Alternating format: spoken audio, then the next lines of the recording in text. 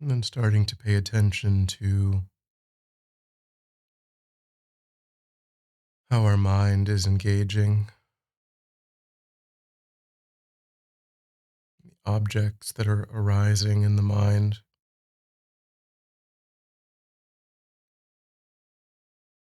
giving ourselves the instruction that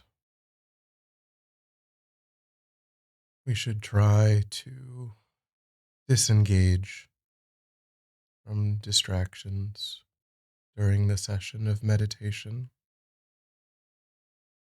So, our job is to notice whenever the mind has strayed from the intended object,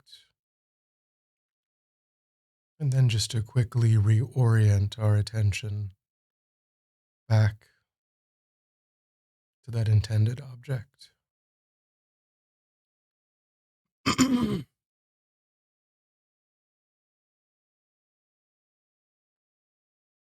So, we can start by giving ourselves the object of the sensation of the breath.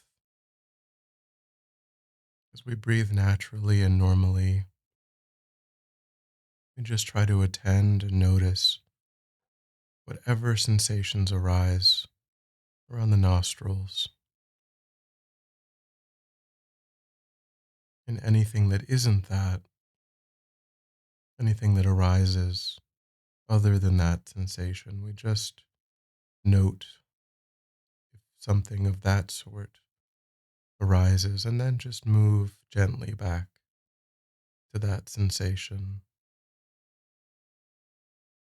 understanding that recognizing and reorienting from distractions is the method by which we gain concentration, and so it's a natural part of the process. Our job is simply not to energize or follow distractions, but to notice and move the mind away from them.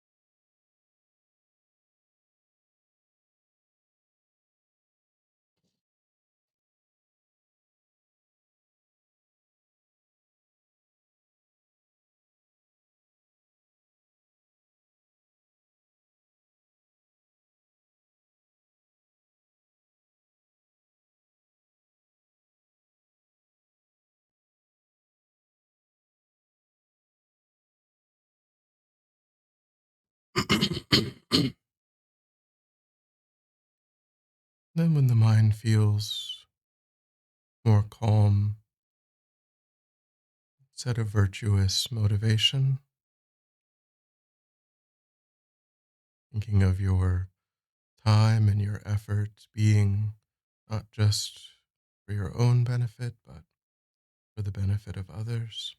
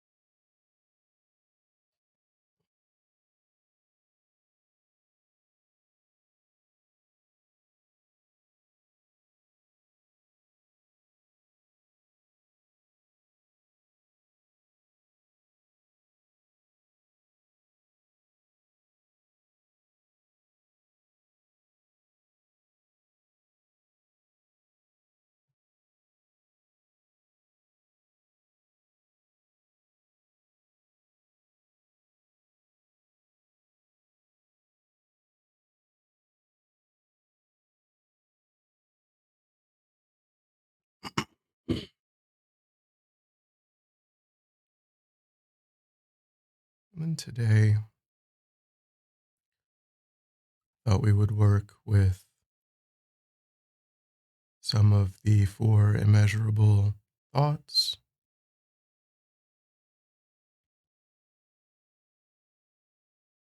So we can start with the prayer. How wonderful would it be if all sentient beings were to abide in equanimity, free from the discriminating thoughts of anger and attachment that hold some close and others distant.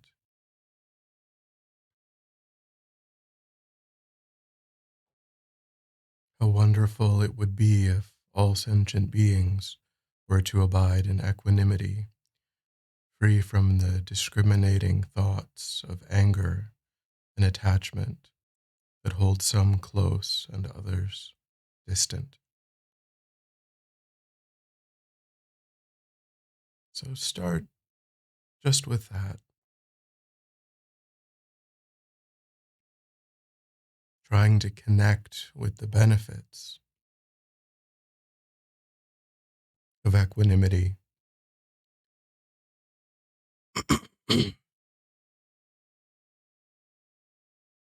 Looking at the world as it is and all of the conflict and suffering and division,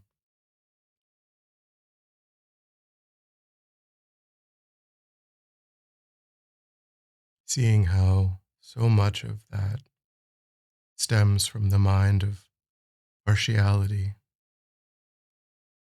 tribalism,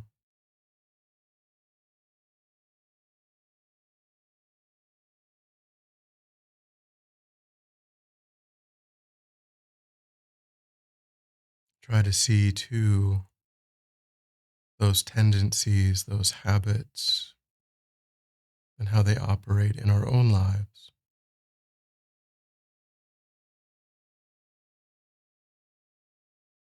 And think of the benefits for oneself,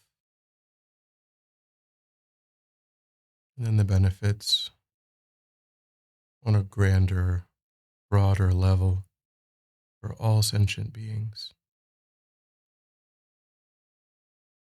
Try to make a few examples of how you would benefit and how the world would benefit. And if you can get a sense of that value, then hold your mind in that insight.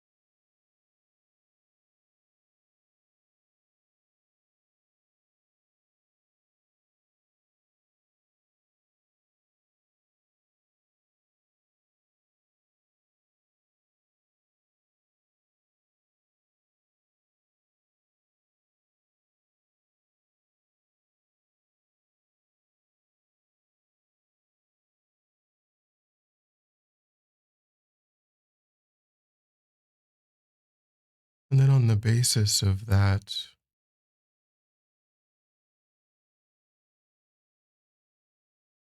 try to think, may they abide in equanimity,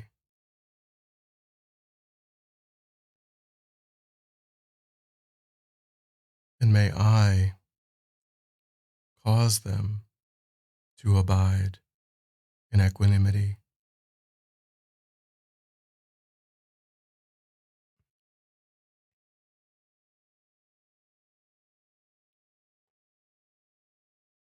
And then, if you'd like, you can think of that as a request to the Buddhas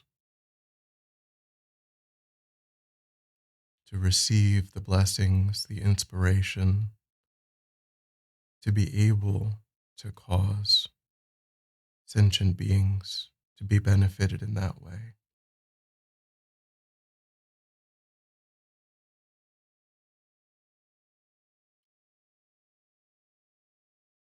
May they have equanimity. May I cause them to abide in equanimity. Please, Guru Buddha, bless me to be able to accomplish that.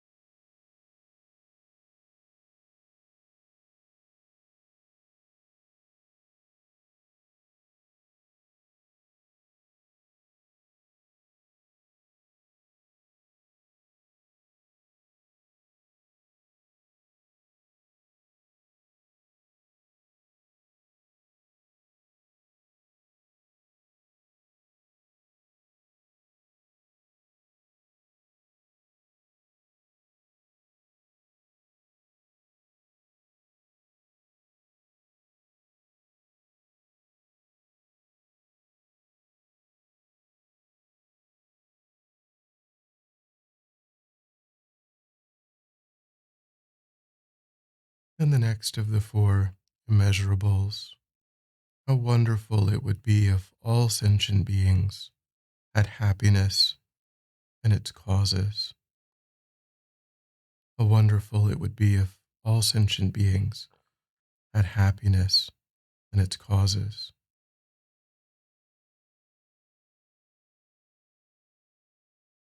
So we can again think about sentient beings and how they're constantly striving to be content, satisfied,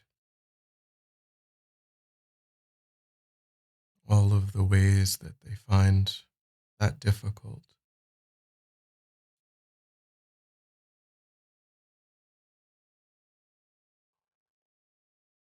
We can think about trying to offer both temporal, ordinary happiness, and then a deeper level of happiness that comes from freedom from the disturbing emotions, hatred and jealousy, and so forth.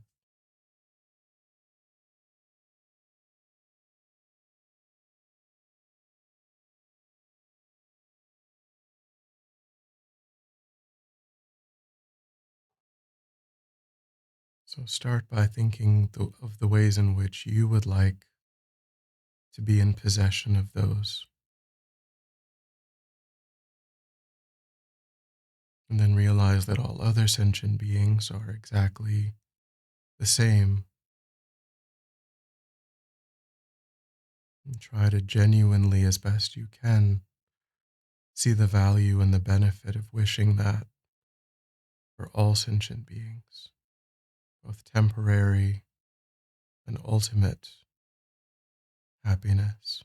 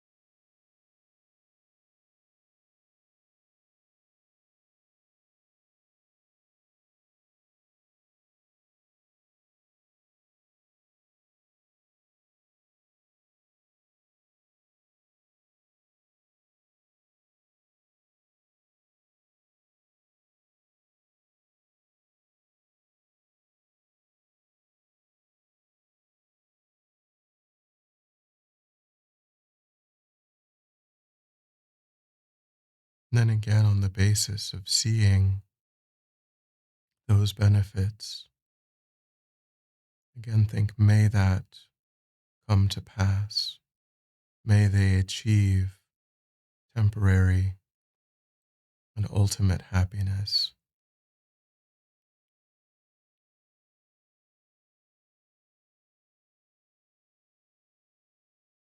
And again, try to feel a sense of responsibility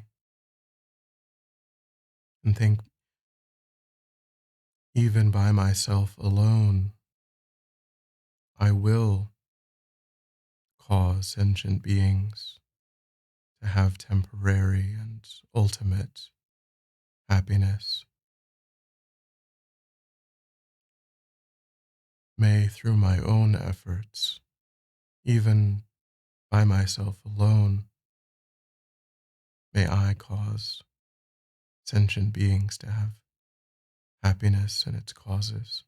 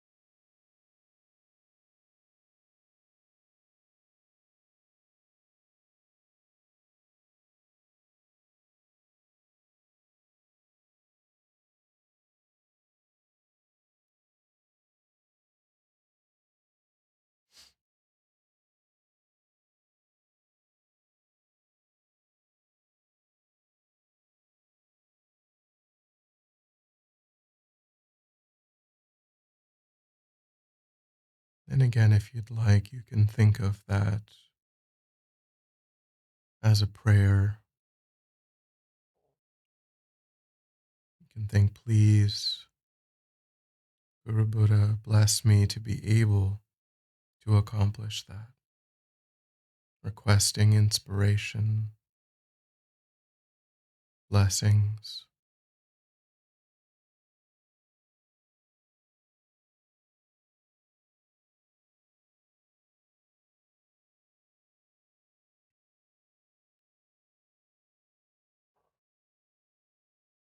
You can think that all the Buddhas and Bodhisattvas are so pleased with your effort and your request that they spontaneously pour down, rain down their blessings.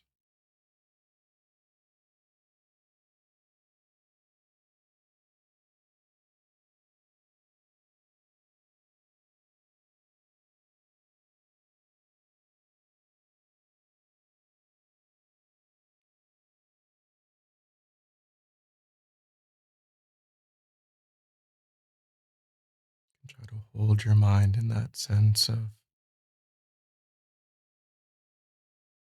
receiving everything that you need to accomplish that practice.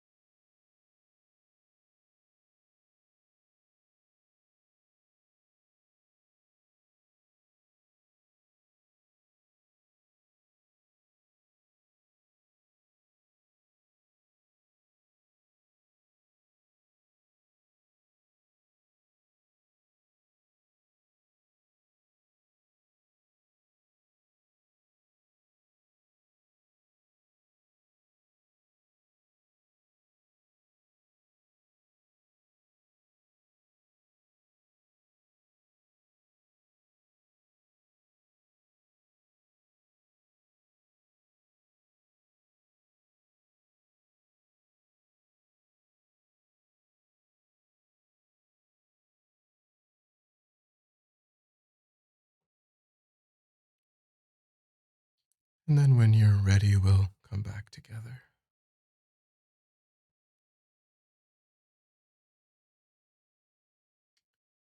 And then we'll dedicate.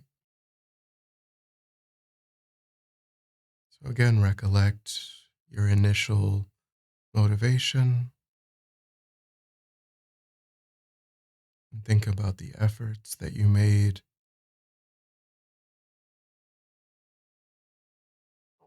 to wish sentient beings positive qualities,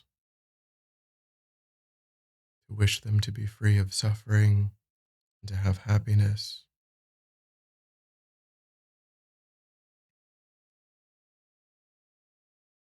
And think whatever positive karma you've created, think that you dedicate it for the benefit of sentient beings. May it ripen in whatever way is best to support me in my spiritual growth, so that I can put an end to my own suffering, but also so that I can work perfectly for the benefit of others. It may create the causes and the conditions to continue to be guided and protected by my teachers and all the Buddhas and Bodhisattvas from now until my swift enlightenment.